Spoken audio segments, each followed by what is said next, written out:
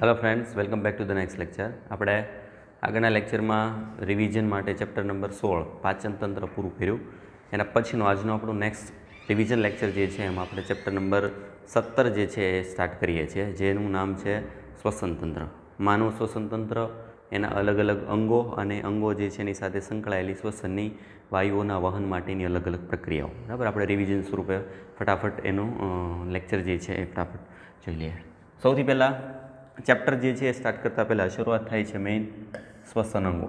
કોઈપણ પ્રકારના જે અંગતંત્રોનો આપણે અભ્યાસ કરશું, પાચનતંત્ર હોય, શ્વસનતંત્ર હોય, રુધિરાભિસરણ તંત્ર હોય, તમને ખ્યાલ છે કે દરેક ચેપ્ટરની શરૂઆતના ભાગમાં કેટલાક અલગ અલગ સજીવોમાં એના અંગો જે છે એનું વર્ણન કરેલું છે, જે નીટ માટે ખૂબ જ ઇમ્પોર્ટન્ટ છે. બરાબર, એટલે શ્વસન અંગો કયા સજીવોમાં કયા પ્રકારના આવેલા છે નીટ માટે અગત્ય. બરાબર, બહુ ટૂંકમાં આપેલું છે, પણ અલગ અલગ પ્રકારના સજીવો માટે શ્વસન અંગો જે છે એની ગોઠવણ કઈ રીતની છે અથવા તો કેવા પ્રકારના જટિલ અંગો એમાં આવેલા છે. જુઓ, પ્રાણીઓના વિવિધ સમૂહોમાં શ્વાસોશ્વાસની પ્રક્રિયા તેમના નિવાસસ્થાનો અને સ્તરીય આયોજન પ્રમાણે બદલાય છે. એટલે કે દરેક પ્રાણીઓમાં શ્વાસોશ્વાસ કરવા માટેના અંગો શેના ઉપર આધારિત છે? તો કે એનું નિવાસસ્થાન કેવું છે, એ જલજ નિવાસસ્થાન છે કે એનું સ્થલજ નિવાસસ્થાન છે, કઈ જગ્યાએ રહી છે, એનું સ્તરીય આયોજન પ્રમાણે, મતલબ કે એમાં કોષીય આયોજન છે, કોષો પછી પેશી આયોજન છે, અંગ સ્તરીય આયોજન છે કે અંગતંત્ર સ્તરીય આયોજન કેવા પ્રકારનું છે એ પ્રમાણે એનું શ્વસનાંગ બદલાય. સૌથી પહેલું, નીચલી કક્ષાના અપૃષ્ઠવંશીઓ જેવા કે વાદળી, કોષ્ઠાંતરી અને ચપટાકૃમિઓ વગેરે O2 CO2નું વિનિમય તેમના શરીરની સમગ્ર સપાટી દ્વારા અને સરળ પ્રશ્ન દ્વારા કરે છે. નીચલી કક્ષાના જે સજીવો છે, બરાબર, જે પ્રાણીઓ છે, જેમ કે વાદળીઓ સૌથી શરૂઆતનું જે છે એ સરળ કક્ષાનું સજીવ, એના પછી કોષ્ઠાંતરીઓ, ચપટાકૃમિનો મતલબ થશે પૃથુકૃમિઓ. આ બધા પ્રાણીઓ જે છે એમાં O2 CO2નું વિનિમય કરવા માટે શરીરની સપાટી એટલે કે એની ચામડી જે છે, એની ત્વચા છે, એ જ મેઇન શ્વસન અંગ છે. અને કઈ રીતે વાયુઓનું વિનિમય કરે? તો સાદા પ્રસરણ દ્વારા, કોઈ પણ પ્રકારના શક્તિના ઉપયોગ કર્યા વગર ચામડી દ્વારા સિમ્પલ O2 જે છે વધુથી ઓછા તરફ વહન થઈ જાય છે, CO2 વધુથી ઓછા તરફ પ્રસરણ પામે છે. એટલે O2 CO2નો વિનિમયનો નિકાલ, બરાબર, એ સામાન્ય પ્રસરણ દ્વારા થાય છે. એના પછી અળસિયા તેમના ભીના ક્યુટિકલનો ઉપયોગ કરે છે. અળસિયું એટલે આવી ગયું નુપુરક સમુદાય. તો નુપુરક સમુદાયનું જે મુખ્ય લાક્ષણિક પ્રાણી છે અળસિયું, એમાં એનું ભીનું ક્યુટિકલ એટલે એનું ચામડી જે છે એની ઉપર એક ભીનાશયુક્ત ક્યુટિકલનું આવરણ આવેલું, એના દ્વારા વાયુ વિનિમય કરે છે. અને કીટકો એટલે કે સંધિપાદ નલિકાઓની ગોઠવણ એટલે કે શ્વાસ નલિકાઓ દ્વારા વાતાવરણની હવાનું શરીર દ્વારા વહન કરે છે. ખાસ કરીને યાદ રાખજો કે કીટકો, બરાબર, સંધિપાદ સમુદાયનું કીટક વર્ગ છે. ઉદાહરણ તરીકે વંદો, તેમાં શ્વાસ નળીઓ જે છે એવી નલિકાઓની ગોઠવણી છે. એનું નામ શું છે? શ્વાસ નલિકાઓ. એમાં શ્વાસ નલિકાઓનું બનેલું એક જટિલ તંત્ર આવેલું હોય, એના દ્વારા વાયુ વિનિમય કરશે. વાયુઓની આપલે માટે મોટા ભાગના જલીય સંધિપાદ અને મૃદુકાયો ઝાલર એટલે કે શ્વસન નલિકામય શ્વસન કહેવાતી વિશિષ્ટ વાહિનીમય રચનાઓનો ઉપયોગ કરે છે. જો બે પ્રકાર એવા આગળ, જેમ કે આયોજન અને નિવાસસ્થાન. તો નિવાસસ્થાનમાં જે જલજ છે પ્રાણીઓમાં, ખાસ કરીને જલજ સંધિપાદ, બરાબર, એવા પ્રકારના પ્રાણીઓ કે જે સંધિપાદ હોવા છતાં જે છે પાણીમાં રહી શકે છે. બરાબર, ઉદાહરણ તરીકે સિલ્વર ફિશ જે છે, જેવા કીટક પ્રકારનું પ્રાણી જે છે, ઘણા બધા સંધિપાદ સમુદાયના કીટકો કે જે જલજ કીટકો છે, આવા જલજ કીટકો અને મૃદુકાય પ્રાણીઓમાં ઝાલર તરીકે ઓળખાતી રચના આવેલી હોય ને આ ઝાલર દ્વારા એ વાત વિનિમયની પ્રક્રિયા કરે છે. જ્યારે એની સરખામણીમાં સ્થલીય સ્વરૂપો દ્વારા વાહિનીમય કોથળીઓ કે જેને ફેફસા કહે છે, અને ફેફસા દ્વારા થતું શ્વસન, નામ શું આપ્યું? ફુફ્ફુસીય શ્વસન, જેમાં ફેફસા નથી, બરાબર, અને શ્વાસનળી જેવી રચના ઝાલર જે છે આવેલી છે તે શ્વસન નલિકામય શ્વસન છે. જ્યારે ફેફસા જેવી કોટરમય રચના આવેલી હોય તો એમાં આવી રીતે ફુફ્ફુસીય શ્વસન જે છે જોવા મળે, અને તેનો ઉપયોગ કરે છે. એટલે બહુ સિમ્પલ છે. જલજ હોય તેમાં ઝાલરો છે, સ્થલજ હોય તેમાં ફેફસા છે. હવે એના પછી વાત આવે છે પૃષ્ઠવંશી. તો અત્યાર સુધીના ભાગમાં જે બધા ભાગ આવ્યા એ શું હતા? અપૃષ્ઠવંશીઓ એટલે કે સરળ કક્ષાના સજીવો.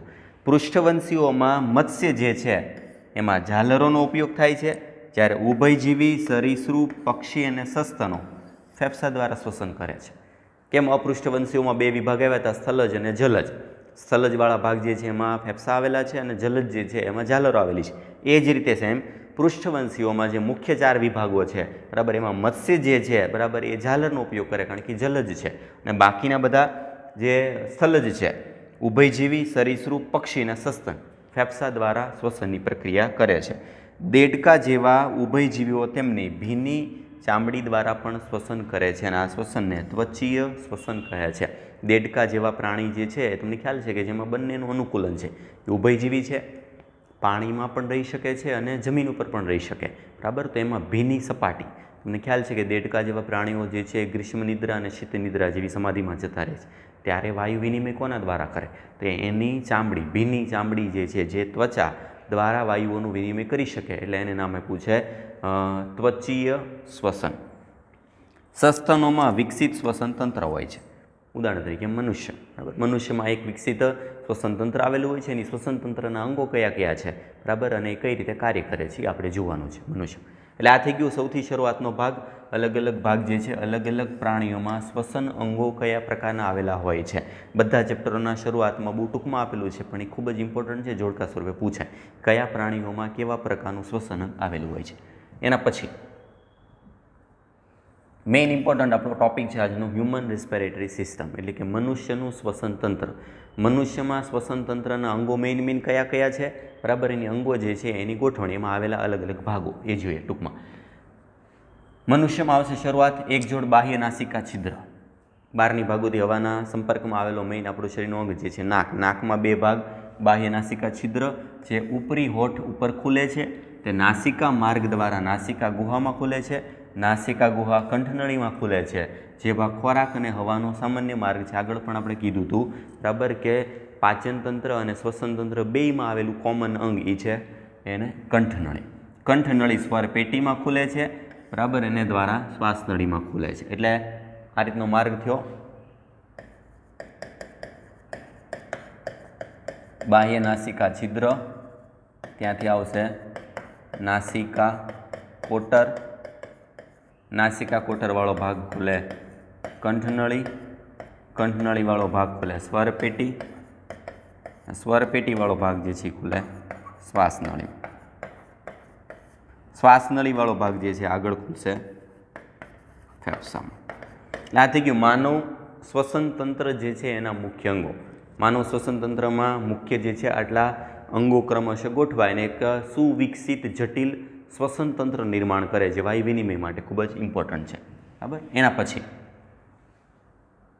સ્વરયંત્ર કાસ્થિમય પેટી છે. આપણી સ્વર પેટી જે છે બરાબર, એમાં સ્વરયંત્ર આવેલું છે જે અવાજ ઉત્પન્ન કરવાની ક્ષમતા ધરાવે. એમાં ખાસ પ્રકારના કાસ્થીઓની ગોઠવણી છે બરાબર. ખાલી જાણકારી માટે કે એમાં 6 કાસ્થીઓ આવેલી હોય. એ 6 કાસ્થીઓની એવી રીતની ગોઠવણી થયેલી છે કે એ ગોઠવણી થયેલ યંત્ર જે છે આપણો અવાજ ઉત્પન્ન કરવાની ક્ષમતા ધરાવે છે, જે અવાજ ઉત્પન્ન કરવા મદદ કરે છે. તેથી તેને સ્વર પેટી પણ કહે છે. સ્વર પેટી કેવા પ્રકારનું બંધારણ ધરાવે છે? કાસ્થિમય. અને એમાં 6 કાસ્થીઓ અલગ અલગ આવેલા હોય. જે 6 કાસ્થીઓના જોડાણ દ્વારા એક એવી રચના નિર્માણ થાય કે જે અવાજ ઉત્પન્ન કરવાની ક્ષમતા ધરાવે છે. ખોરાક ગળવાની ક્રિયા દરમિયાન શ્વાસ દ્વાર એટલે કે ગ્લોટિસ, આગળ પણ આવી ગયું હતું, જે ઢાંકણ પાતળા સ્થિતિસ્થાપક કાસ્થિમય પડદો આવેલો છે જેને ઘાટી ઢાંકણ કહે છે બરાબર. એટલે ખોરાક લેતી વખતે ખોરાક શ્વસન માર્ગમાં દાખલ ન થાય અને ઢાંકતી એક પટલ જેવી રચના, એ પણ એક કાસ્થિમય રચના છે, ઘાટી ઢાંકણ, જે ખોરાકનો સ્વર યંત્રમાં પ્રવેશ અટકાવે છે. શ્વાસનળી સીધી નળી છે જે મધ્ય ઉરસીય ગુહા સુધી લંબાયેલી છે બરાબર. ત્યાંથી શરૂઆત કરી કંઠનળી પૂરી થાય બરાબર, ત્યાંથી શ્વાસનળી શરૂ કરીને મધ્ય ઉરસવાળા ભાગમાં મધ્ય સુધી, કારણ કે ત્યાંથી ફેફસાના 2 ભાગ પડશે, બંને ફેફસામાં શ્વાસનળીનું વિભાજન થશે. જે 5મી ઉરસીય કશેરુકાના સ્તરે જમણી અને ડાબી પ્રાથમિક શ્વાસવાહિનીમાં વિભાજિત થાય છે. યાદ રાખવાનું છે 5મી ઉરસીય કશેરુકા બરાબર. તમને ખ્યાલ હોવો જોઈએ કે આપણું જે કરોડસ્તંભ જે છે એમાં શરૂઆતના ભાગમાં જે ભાગ આપણી ગરદન જે છે એમાં 7 કશેરુકા આવેલી છે, જેને ગ્રીવા કશેરુકા કહેવાય. અહીંથી અહીં સુધીના ભાગમાં 7 કશેરુકા, ત્યાંથી ઉરસવાળા ભાગમાં છે 12 કશેરુકા. એ જે 12 ઉરસીય કશેરુકાઓ છે એ 12માંથી 5મી એટલે 5મા સુધી પહોંચે ત્યાં આપણી શ્વાસનળી 2 વિભાગમાં વિભાજિત થાય. અને જે પહેલું વિભાજન થાય, વિભાજન આપેલું નામ, એનું નામ આપ્યું પ્રાથમિક શ્વાસવાહિની. આ પ્રાથમિક શ્વાસવાહિની બંને બાજુ હશે, જમણી બાજુ હશે અને ડાબી બાજુ હશે. દરેક શ્વાસવાહિની વારંવાર વિભાજન પામી અને દ્વિતીય અને એનું વિભાજન તૃતીય શ્વાસવાહિનીમાં અને અંતે શ્વાસવાહિકા પાતળી અંત્ય શ્વાસવાહિકામાં અંત પામે છે. એટલે એક વિભાજન, એક વૃક્ષની ડાળ જે છે એની જેમ એનું વિભાજન થાય.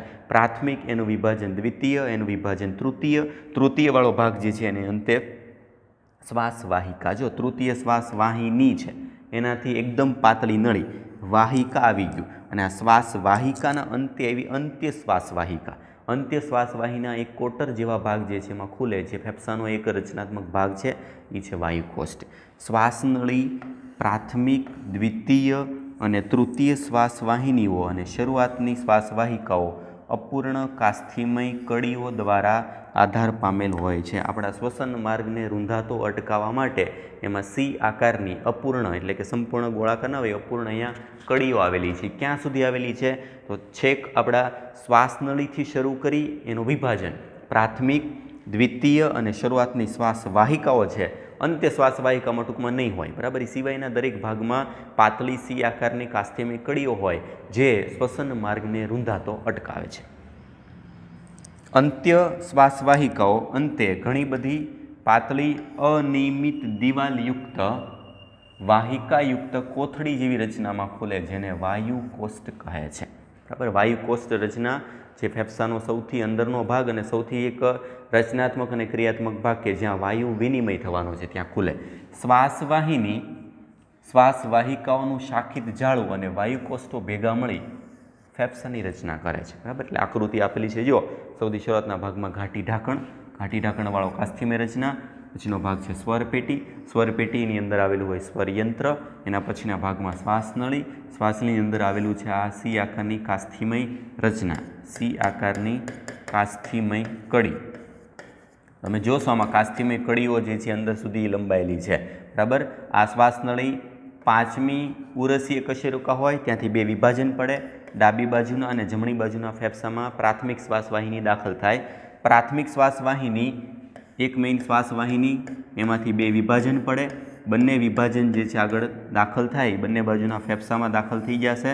આ ફેફસામાં જે દાખલ થાય છે એ છે પ્રાથમિક શ્વાસવાહિની. એના આગળ વિભાજન પડે, એમાંથી ફરીથી વિભાજન થાય તો આ થઈ ગયું દ્વિતીય શ્વાસવાહિની. દ્વિતીયમાંથી ફરીથી પેટા વિભાજન પડે તૃતીય શ્વાસવાહિની, એમાંથી વિભાજન પડે પાતળો ભાગ, એ થઈ ગયો શ્વાસવાહિકા અને એમાંથી નાનો ભાગ એ છે અંત્ય શ્વાસવાહિની જે એક કોટર જેવા ભાગમાં ખુલે. કોટર જેવો ભાગ એટલે થશે વાયુકોષ્ઠ. એટલે આખા ફેફસાવાળા ભાગમાં ફેફસા જે છે આટલો જે ભાગ જે છે એ ફેફસાવાળા ભાગમાં કયા કયા પ્રકારની વાહિનીઓ આવેલી હોય તે વાહિનીઓમાં યાદ રાખવાનું છે. એમાં શ્વાસવાહિની આવશે, શ્વાસવાહિની એના વિભાગ, પછી આવશે શ્વાસવાહિકાઓ, શ્વાસવાહિકાઓનું શાખિત જાળું અને છેલ્લે વાયુકોષ્ઠ. આ બધા ભેગા મળી અને ફેફસાનું નિર્માણ કરે.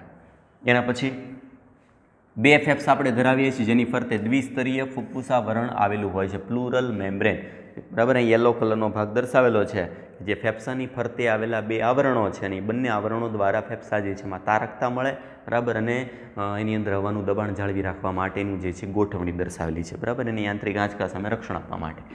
એમની વચ્ચે ફુફ્ફુસા વરણ પ્રવાહી હોય છે જે ફેફસાની સપાટીને ઘર્ષણ ઘટાડે છે. કારણ કે આપણે સતત શ્વાસોશ્વાસ લઈએ છીએ, ફેફસા નાના મોટા થાય છે. એ ફેફસા નાના મોટા થવા માટે, બરાબર, એની બહારનું આવરણ જે છે ખૂબ જ અગત્યનું છે. આવરણની અંદર પ્રવાહી ભરેલું છે, ફુફ્ફુસીય પ્રવાહી, અને એ ઘર્ષણ ઘટાડવાનું એક મુખ્ય કાર્ય કરશે. આકૃતિના નામદેશને યાદ રાખવાના છે. દરેકે દરેક ફેફસાની નીચેના ભાગમાં એક ઘુમ્મટ આકારનું ઉરોદર પટલ આવેલું છે, બરાબર. એમાં દાખલ થતો ભાગ શ્વાસવાહિની, આ શરૂઆતનો ભાગ આ બંને આપેલું છે. શ્વાસવાહિનીવાળા ભાગ જે છે પછી આપેલું છે ફુફ્ફુસીય આવરણ સ્તર. સૌથી છેલ્લો ભાગ આ જે ભાગ દર્શાવેલો છે વાયુકોષ્ઠ. ફુફ્ફુસીય આવરણ જળ એટલે કે 2 આવરણની વચ્ચે આવેલું આ પ્રવાહી એ થશે આવરણ જળ. અને સૌથી અંત્ય સૂક્ષ્મ શ્વાસવાહિકા. બંને બાજુના ભાગમાં અહીંયા તમે જોશો દેખાય છે દરેકે દરેક પાંસળીઓ દ્વારા ફેફસા જે છે સુરક્ષિત છે ને. 2 પાંસળીઓની વચ્ચેના ભાગમાં આવેલા છે આંતરપાંસળી સ્નાયુ, એટલે આ થશે આંતરપાંસળી સ્નાયુ. પાંસળીઓ એની વચ્ચેના ભાગમાં આવા આંતરપાંસળી સ્નાયુઓ જે એક પાંસળી પિંજરની રચના કરે. અને આ આપેલું જો પાંસળીનો કપાયેલો છેડો, બરાબર, એ પિંજર જેવા ભાગમાં આપણા ફેફસા છે એ સુરક્ષિત છે. જમણી બાજુના ભાગમાં, બરાબર, મેઇન ફેફસા જે છે એમાં જમણી બાજુના ફેફસામાં એક ખાંચ છે. એ ખાંચવાળા ભાગ જે છે એમાં વચ્ચે હૃદય ગોઠવાયેલું છે. એટલે ડાબી બાજુનું ફેફસ જે છે અને જમણી બાજુનું ફેફસ બેયમાં પણ થોડોક તફાવત છે. ડાબી બાજુના ફેફસામાં મેઇન જે છે એ મુખ્ય 2 ભાગ છે, અહીં દર્શાવેલું છે. હવે 2 ભાગ આવેલા છે, આમાં ટોટલ જે છે હવે 3 ભાગ જોવા મળે, બરાબર. એટલે આ રીતે એમાં વિભાજન જે છે એ જોવા મળે છે. એટલે આપણે ફેફસા જે છે એનો તફાવત જોઈ લઈએ. એના પછી બાહ્ય ફુફ્ફુસાવરણનું સ્તર ઉરસીય સપાટીના સંપર્કમાં હોય છે, જ્યારે અંદરનું સ્તર જે છે ફેફસાની સપાટીના સંપર્કમાં હોય. ફેફસાની ફરતે 2 આવરણો છે, બરાબર. તેમાં બહારનું સ્તર જે છે એ ઉરસીય સપાટી હશે, કારણ કે આ ઉરસ ભાગ છે આખો એના સંપર્કમાં હશે. અંદરનું સ્તર જે છે ફેફસાની સપાટીના સંપર્કમાં હશે. બાહ્ય નાસિકા છિદ્રથી શરૂ થતો ભાગ અંત્ય શ્વાસવાહિકા સુધી વહન માર્ગ બનાવે, જ્યારે વાયુકોષ્ઠો અને તેની નલિકાઓ શ્વસન તંત્રનું શ્વસન અથવા તો વાયુ વિનિમયનો ભાગ બનાવે છે. સંવહન ભાગ જે છે, જે વહન કરતો ભાગ, વાતાવરણીય હવાનું વાયુકોષ સુધી વહન અને બાહ્ય કણોથી શુદ્ધ કરે છે, મુક્ત કરે છે, જ્યારે ભેજયુક્ત કરે છે, વાયુને શરીરના તાપમાન સુધી લાવે છે. જ્યારે વાયુ વિનિમય ભાગ રુધિર અને વાતાવરણીય હવા વચ્ચે O2 CO2નું વહન કરતું એક વાસ્તવિક સ્થાન છે. એ વાયુ વિનિમય ભાગ એટલે થશે વાયુકોષ, જે ખરેખર એક મુખ્ય ભાગ છે વાયુ વિનિમય કરવા માટેનો, બરાબર. એટલે દાખલા તરીકે આવી રીતે થશે: બાહ્ય નાસિકા છિદ્રો ત્યાંથી શરૂઆત કરી અને વાયુકોષ્ઠ સુધીનો ભાગ, આ થશે સંવહન ભાગ. વાયુકોષના સંપર્કમાં આવશે રુધિર, આ થશે ખરેખર વાયુ વિનિમય ભાગ. બહારના ભાગમાં વાતાવરણ, મતલબ કે વાતાવરણમાંથી દાખલ થશે O2 જે છે એ બાહ્ય નાસિકા છિદ્ર, ત્યાંથી નાસિકા કોટર, ત્યાંથી ભાગ કંઠનળી, ત્યાંથી શ્વાસનળી, શ્વાસનળીના બધા વિભાગો, અંતે છેલ્લે પહોંચે વાયુકોષ. વાયુકોષ સુધી આ જે વાયુ શ્વસન વાયુ પહોંચે, બરાબર, એ શ્વસન વાયુ જે છે એને શરીરના તાપમાન પ્રમાણે એડજસ્ટ કરવું, કારણ કે બહારના વાયુ છે એને શરીરના તાપમાન પ્રમાણે તાપમાનયુક્ત કરવું, એને ભેજયુક્ત કરવું, બરાબર, એને શુદ્ધ કરવું. આ બધું કાર્ય કોનું છે? સંવહન ભાગનું, બરાબર. જ્યારે વાયુકોષમાં ઓક્સિજન પહોંચી જાય, ઓક્સિજન વાયુકોષથી દાખલ થાય રુધિરમાં, વાયુકોષથી રુધિરમાં O2 દાખલ થશે, રુધિર ત્યાંથી લઈ જશે પેશીઓમાં, પેશી કે કોષો, ત્યાં O2 જશે, પેશીમાંથી મુક્ત થશે CO2, એ CO2 ત્યાંથી પાછું રુધિરમાં આવશે, રુધિરમાંથી એનું વહન થઈ CO2 વાયુકોષમાં જશે, વાયુકોષમાંથી પાછો શ્વાસોશ્વાસની પ્રક્રિયા દ્વારા જે છે વાતાવરણમાં નિકાલ થાય. એટલે બાહ્ય નાસિકા છિદ્રો અને વાયુકોષ વચ્ચેની જે પ્રક્રિયાઓ છે વાયુ વિનિમયની, બરાબર, આ બંને પ્રક્રિયાઓ એ થશે શ્વાસોશ્વાસ.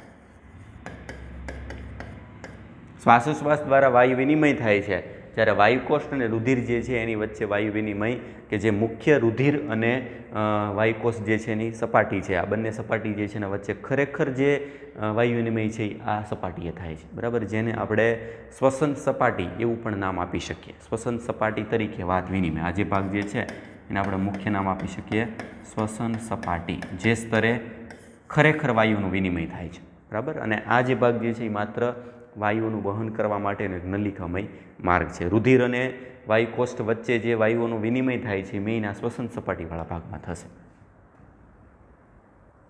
એના પછી ફેફસા અંતસ્થ રચનાની દ્રષ્ટિએ હવાચુસ્ત ખંડ છે, જે ઉરસીય ગુહામાં સ્થાન પામેલ છે. ઉરસીય ગુહા પૃષ્ઠ બાજુ કરોડસ્તંભ દ્વારા અને વક્ષ બાજુ ઉરોસ્થિ દ્વારા, પાર્શ્વ બાજુએ પાંસળીઓ દ્વારા, નીચેની બાજુ ઘુમટાકાના ઉરોદર પટલ દ્વારા બનેલ છે. આખી ઉરસીય ગુહા મતલબ ફેફસાની આજુબાજુ ઉપર નીચે આગળ પાછળ બધા ભાગમાં શું આપેલું છે? 2 લાઇનમાં સરસ રીતે દર્શાવી દીધું. જો તો કે એક હવાચુસ્ત ખંડ છે, બરાબર, એક હવાચુસ્ત એક કોટર જેવી રચના છે, ફુગ્ગા જેવી રચના છે, એની આવેલું છે ભાગ ઉરસીય ગુહામાં. એટલે અહીંથી શરૂ કરીને અહીં સુધીના ભાગમાં આખો ભાગ ઉરસીય ભાગ થશે. આ ઉરસીય ગુહાવાળા ભાગમાં ઉરસીય ગુહા પૃષ્ઠ બાજુ એટલે પાછળની બાજુ આવેલું છે કરોડસ્તંભ. કરોડસ્તંભમાં શું? તો કે ઉરસીય કશેરુકાઓ, 12 ઉરસીય કશેરુકા આવેલી હશે, ત્યાં જોડાયેલું છે પૃષ્ઠ બાજુ.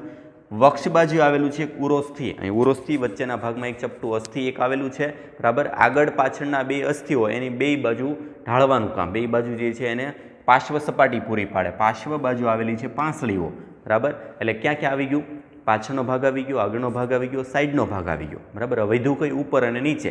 નીચેની બાજુ આવેલું છે ઘુમ્મટ આકારનું ઉરોદર પટલ. આવી રીતે આપણા ફેફસા જે છે એ આગળ પાછળ ઉપર નીચે જે છે એ ભાગ દ્વારા ગોઠવાયેલા છે. ઉરસમાં ફેફસાની અંતસ્થ ગોઠવણી એવી હોય છે કે ઉરસીય ગુહાના કદમાં થતો કોઈ પણ ફેરફાર ફુફ્ફુસીય ગુહામાં જોવા મળે છે, રિફ્લેક્ટ થાય છે. એટલે આપણે ઉરસીય ગુહા કદ નાની મોટી કરશું તો ઓટોમેટિક ફેફસાનું કદ નાના મોટું થશે. એની વચ્ચે હવા ચુસ્ત શબ્દ આવ્યો છે, હવા ચુસ્ત છે એનો મતલબ કે એમાં ક્યાંય લીકેજ નથી. જો એમાં ક્યાંક પંચર પાડી દેવામાં આવે તો ફેફસા ક્યાંય કામ ના કરીએ, આપણે શ્વાસોશ્વાસની પ્રક્રિયા કોઈ ના થાય. એટલે એવા પ્રકારની હવાચુસ્ત ગોઠવણી છે કે જેમાં આપણે બહારનું કોટર જો નાના મોટું કરશું તો ઓટોમેટિક ફેફસાની અંદરનું જે છે કોટરનું દબાણ જે છે વધઘટ થશે. જો કોટર મોટું હશે મતલબ દબાણ એનું ઓછું હશે તો ફેફસાની અંદર દબાણ ઓછું હશે. એટલે એ પ્રમાણેની બેની હવાચુસ્ત ગોઠવણી કરેલી છે. આ પ્રકારની ગોઠવણી શ્વાસોશ્વાસ માટે આવશ્યક છે કારણ કે આપણે સીધા ફેફસાના કદમાં ફેરફાર કરી શકતા નથી. આ મહત્વની બાબત. આપણે ઉરસીય ગુહાનું કદ નાના મોટું કરી શકીએ છીએ. કોના દ્વારા? તો અહીં આવેલું છે ઉરોદર પટલ. ઉરોદર પટલ નાના મોટું થશે, ઉપર નીચે સંકોચન વિકોચન થશે એટલે એનું કદ આપણે વધઘટ કરી શકીએ. એ આપણા ચેતાતંત્રના જે સીધા સંપર્કમાં છે એટલે એના દ્વારા એ નિયમન થાય. પરંતુ સીધા ફેફસા નાના મોટા ના થાય. ફેફસા નાના મોટા કરવા માટે આપણા ચેતંત્રમાં કોઈ એવી સુવિધા નથી કે આપણે એવા પ્રકારનું ચેતંત્રને મેસેજ આપે કે ફેફસા ફટાફટ જે છે નાના મોટા થવા માટે. એટલે એનો સીધો કોઈ સંપર્ક નથી. માત્ર બહારનું કોટર નાના મોટું થઈ શકે અને એના કોટરના આધારે ફેફસા જે છે એની અંદરની હવા જે છે એનું દબાણ વધઘટ થઈ શકે. એના દ્વારા આપણે અગત્યની પ્રક્રિયા શ્વાસોશ્વાસ જે છે એ કરી શકીએ.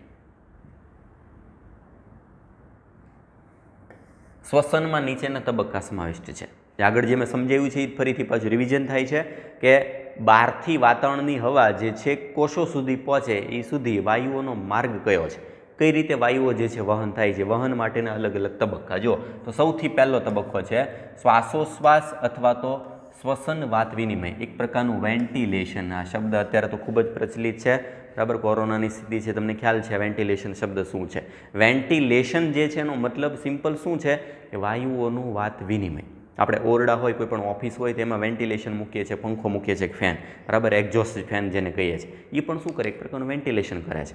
શુદ્ધ હવા જે છે, બરાબર, આપણે શ્વાસોશ્વાસમાં લેતા હોય તો બિનજરૂરી જે હવા જે બહાર આપણા ઓરડામાં હોય અથવા ઓફિસમાં હોય એ બહાર કાઢે છે, બરાબર. એટલે વાયુઓ જે છે એનું વિનિમય કરે. આવું વાયુઓનું વિનિમય કરવા માટેની રચના એને કહેવાય વેન્ટિલેશન.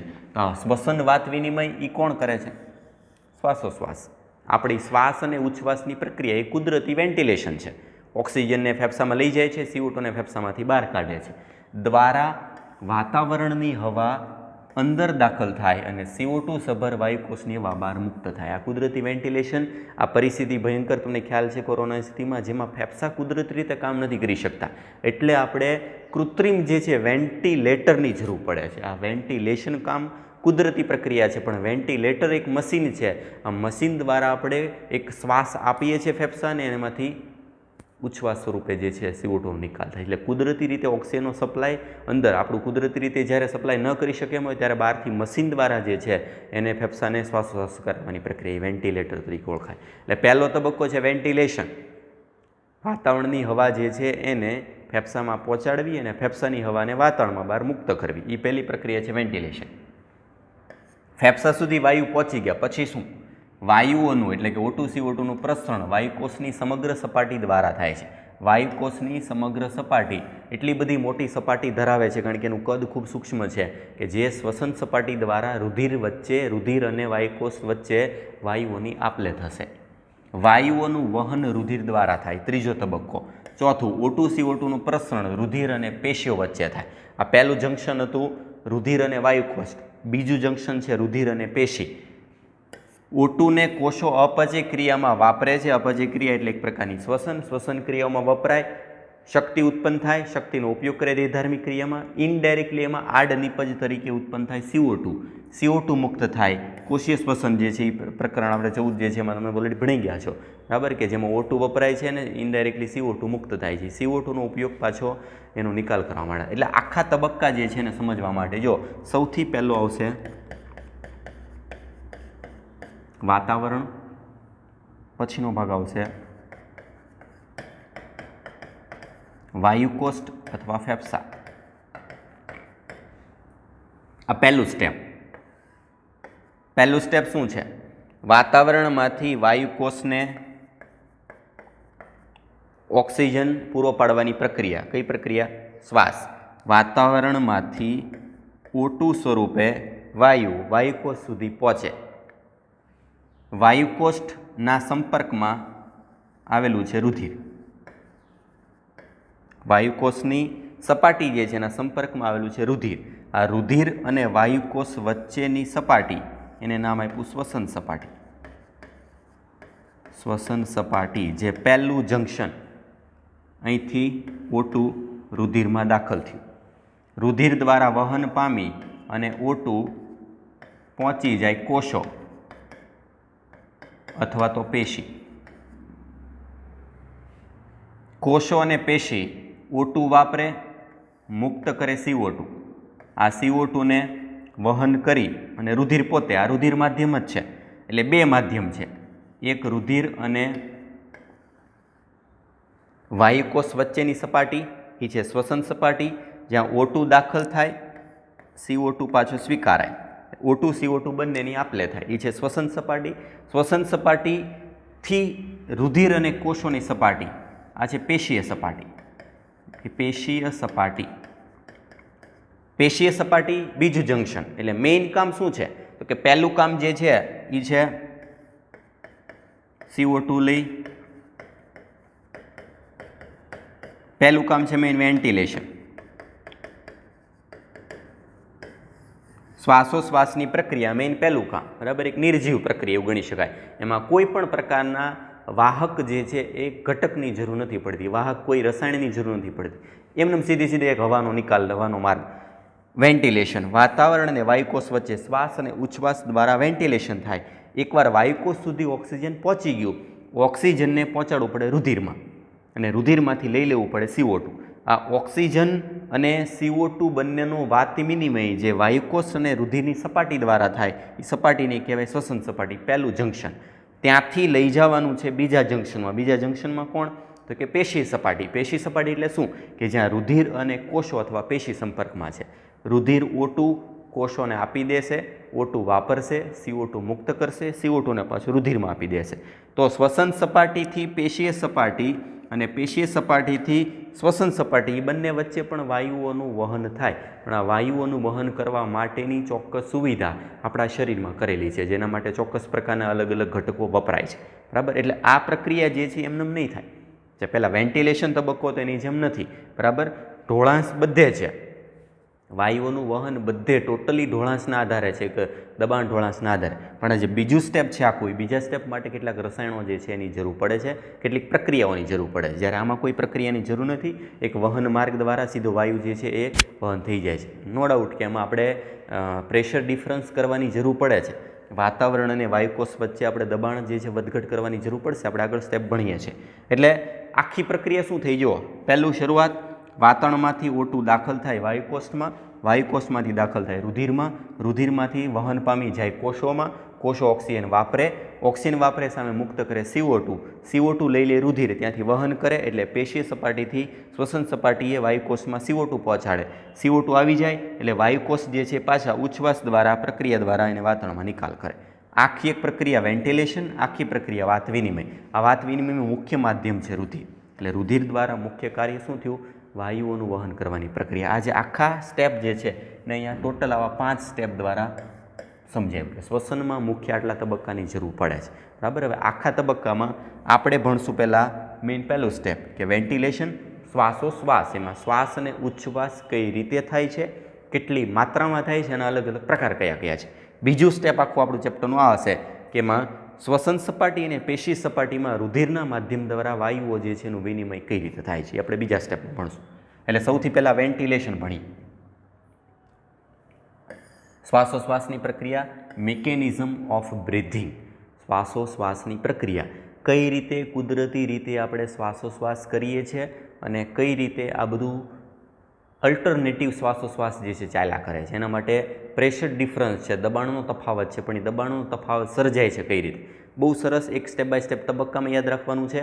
શ્વાસની પ્રક્રિયા એક યાદ રાખો, એક્ઝેટ એનાથી ઊંધી પ્રક્રિયા આવશે ઉચ્છ્વાસની. એક એક જોઈએ. જો શ્વાસોશ્વાસમાં 2 તબક્કા સમાવિષ્ટ છે.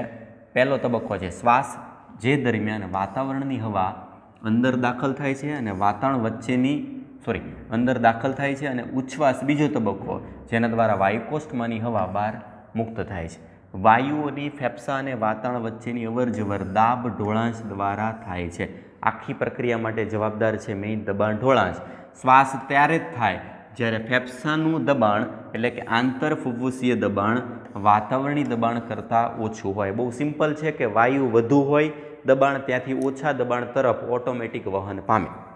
તો શ્વાસની પ્રક્રિયા કરવા માટે આપણે ફેફસામાં ઓક્સિજનને દાખલ કરવાનો છે. તો ઓક્સિજનનું દબાણ વાતાવરણમાં વધુ હોય અને ફેફસામાં ઓછું હોય એવી પરિસ્થિતિ નિર્માણ કરવી પડે, જેથી કરીને ઓક્સિજન ફેફસામાં દાખલ થાય. આ પહેલી પ્રક્રિયા છે શ્વાસ. એક્ઝેટ એનાથી ઊંધું ઉચ્છ્વાસ. ફેફસામાં CO2નું દબાણ વધી જાય આંશિક રીતે કોની સરખામણીમાં વાતાવરણ કરતાં, એટલે CO2 દબાણના ઢોળાંશ દ્વારા ઉચ્છ્વાસ દ્વારા વાતાવરણમાં દાખલ થાય. આ બંને માટે જરૂર પડશે દાબ ઢોળાંશની, એટલે કે વાતાવરણીય દબાણની સાપેક્ષમાં ફેફસાનું દબાણ ઋણ હોય, નેગેટિવ પ્રેશર ઉત્પન્ન થાય. તેવી જ રીતે આંતરફુફ્ફુસીય દબાણ વાતાવરણીય દબાણ કરતાં વધુ હોય તો ઉચ્છ્વાસ થાય છે. આ પ્રકારનું દબાણ નિર્માણ કરવામાં ઉરોદર પટલ અને પાંસળીઓની વચ્ચે આવેલા વિશિષ્ટ સ્નાયુ જૂથ જે બાહ્ય અને અંતઃ આંતરપાંસળી સ્નાયુ ઇન્ટરકોસ્ટલ મસલ્સ ICM ઇન્ટરકોસ્ટલ મસલ્સ જે 2 પાંસળીઓની વચ્ચેના સ્નાયુ છે. એ સ્નાયુમાં પ્રકાર છે આંતર અને બાહ્ય, અંત અને બાહ્ય એવા 2 પ્રકાર. એ બંને સ્નાયુઓ અને સાથે સાથે મેઇન જવાબદાર છે ઉરોદર પટલ. ઉરોદર પટલના સ્નાયુ અને અંતઃ અને બાહ્ય આંતરપાંસળી સ્નાયુ, એ સ્નાયુઓની ક્રમશઃ પ્રક્રિયાઓ દ્વારા શ્વાસોશ્વાસની પ્રક્રિયા થાય છે. આપણે એક સમજીએ. જો શ્વાસ ઉરોદર પટલના સંકોચનથી શરૂ થાય, જે ઉરસી ગુહાનું અગ્ર પશ્વ અક્ષે કદ વધારે છે. બાહ્ય આંતરપાંસળી સ્નાયુનું સંકોચન પાંસળીઓ અને ઉરોસ્થિને ઉપર તરફ ખેંચે છે, જેથી ઉરસીય ગુહાનું પૃષ્ઠવક્ષ અક્ષે કદ વધે છે. ઉરસી ગુહાના કદમાં થતો કોઈપણ પ્રકારનો વૃદ્ધિ ફેફસાના કદમાં પણ વધારો કરે છે. એટલે સૌથી પહેલાં આકૃતિના આધારે સમજીજો. એક આકૃતિ આપેલી છે, 2 આકૃતિ છે. પહેલો ભાગ જે છે એ આ છે શ્વાસની પ્રક્રિયા, આકૃતિ જે છે એ છે ઉચ્છ્વાસની પ્રક્રિયા. શરૂઆત ક્યાંથી થાય છે? જો તો સૌથી પહેલી મેઇન પ્રક્રિયા સ્ટાર્ટ થઈ છે અહીંયા ઉરોદર પટલનું સંકોચન. ઉરોદર પટલ સંકોચન થવું એટલે ઉરોદર પટલ જે છે નોર્મલી જે ઘુમ્મટ આકારનું છે એના બદલે આમ ચપટું થાય, નીચે તરફ ખેંચાય.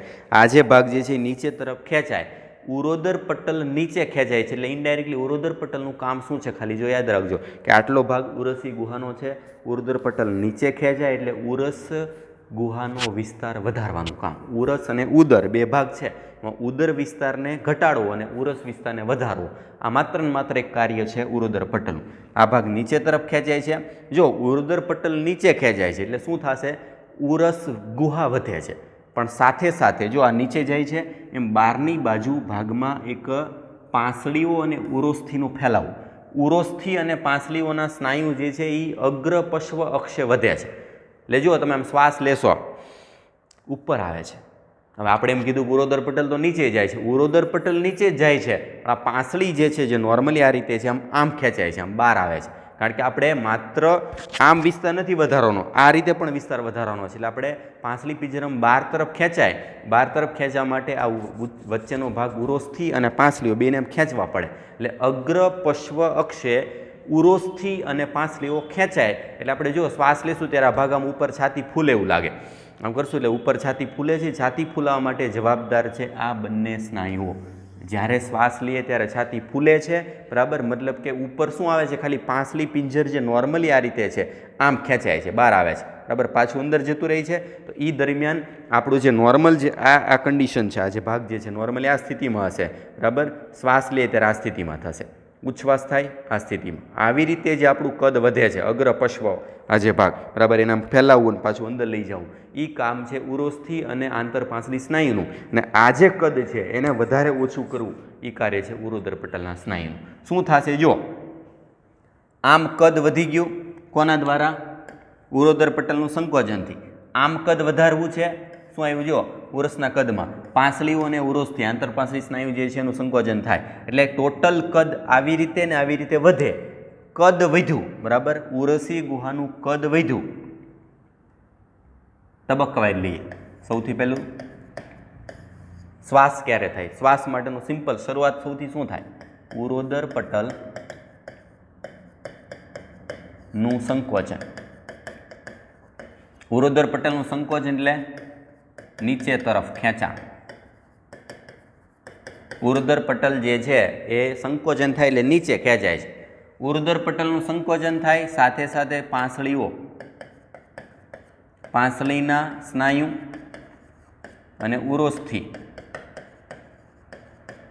ના સ્નાયુનું સંકોચન શું કરશે? અગ્ર પશ્વ અક્ષે કદમાં વધારો. આ બે પ્રકારનું ઉરોદર પટલ નીચે જાય, પાંસળીઓ આંતરપાંસળી સ્નાયુ અને ઉરોસ્થિ આ બે ભાગ ખેંચાય એટલે શું થશે? ઓવરઓલ ઉરસીય ગુહાનું કદ વધશે. ઉરસી ગુહાનું કદ વધે. ઉરસી ગુહા નોર્મલ હતી એના બદલે વધારે મોટું કોટર બની ગયું. હવે ઉરસી ગુહા અને ફેફસાનું એ રીતે ચુસ્ત જોડાણ હતું, કીધું હતું વચ્ચે ફેફસા છે, આ બહારનો ભાગ જે છે આ કદ છે, આ વધશે તો ઓટોમેટિક અંદરનો ભાગ વધશે. એવું સમજી લો ફુગ્ગો જે છે બરાબર એક રાખેલો છે ને એની અંદર બીજો ફુગ્ગો આપણે જે છે એની ઉપર ફેરાઈ દે. મેઇન ફુગ્ગો જે છે એને આપણે ફૂલાવીએ, અંદરનો ફુગ્ગો ફૂલેલો જ છે તો એને આપણે વધુ ઓછું કદ આપવું છે, બહારનો ફુગ્ગો નક્કી કરે છે. બહારનો ભાગ જે છે આપણું છે ઉરસી ગુહા. ઉરસી ગુહાનું કદ વધે એટલે ઓટોમેટિક જે છે એ ફેફસાનું કદ પણ વધે. ફેફસાનું કદ વધે.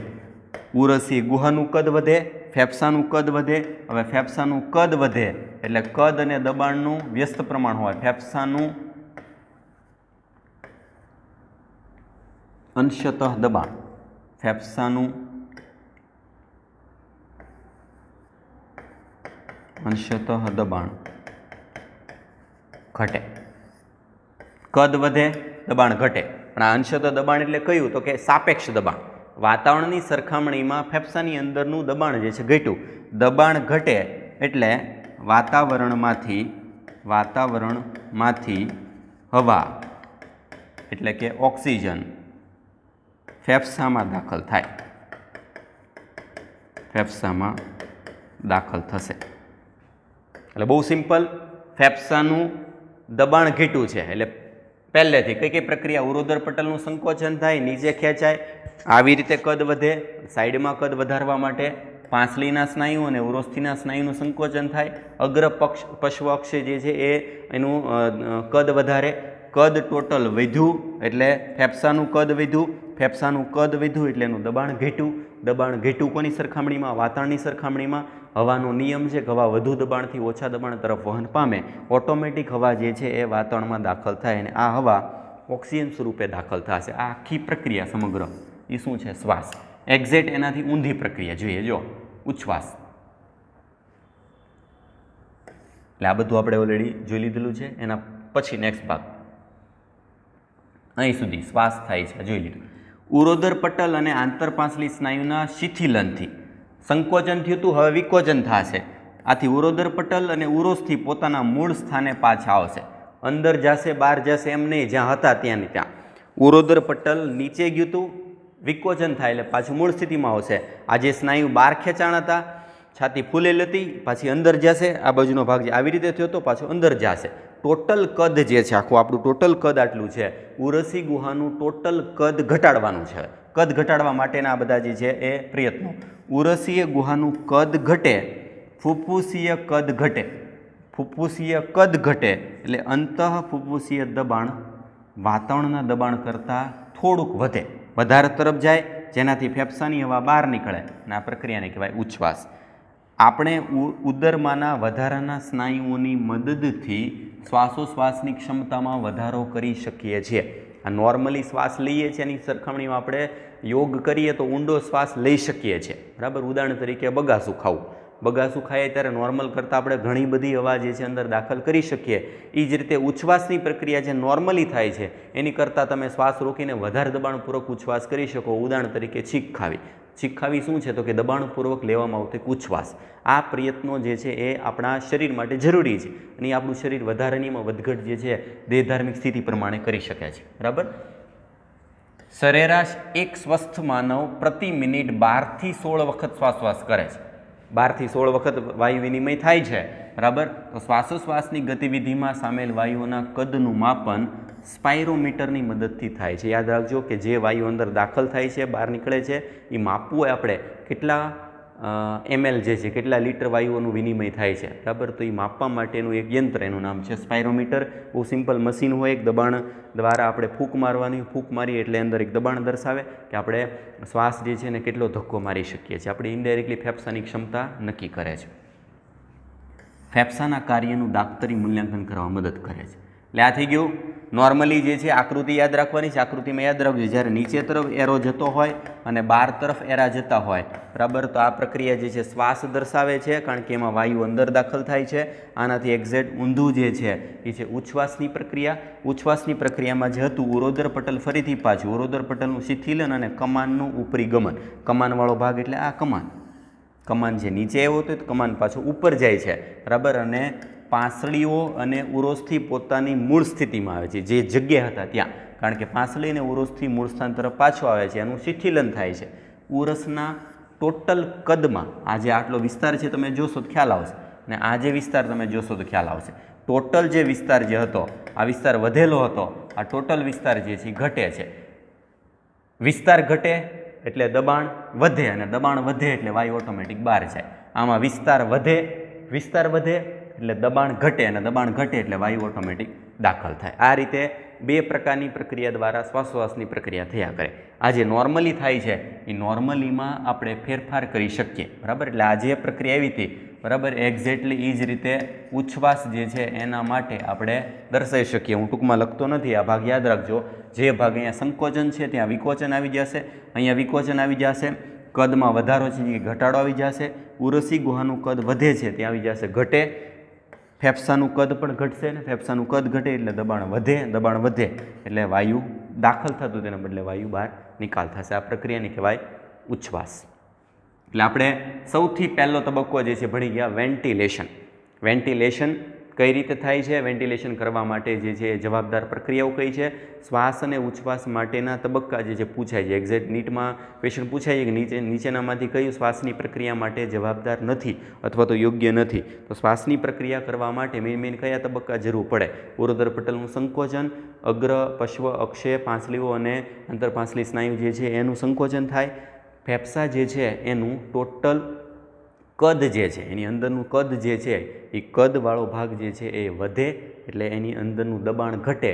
દબાણ ઘટે એટલે વાતાવરણમાંથી હવા જે છે ફેફસામાં દાખલ થાય. આ પ્રક્રિયા આખી કહેવાય શ્વાસ.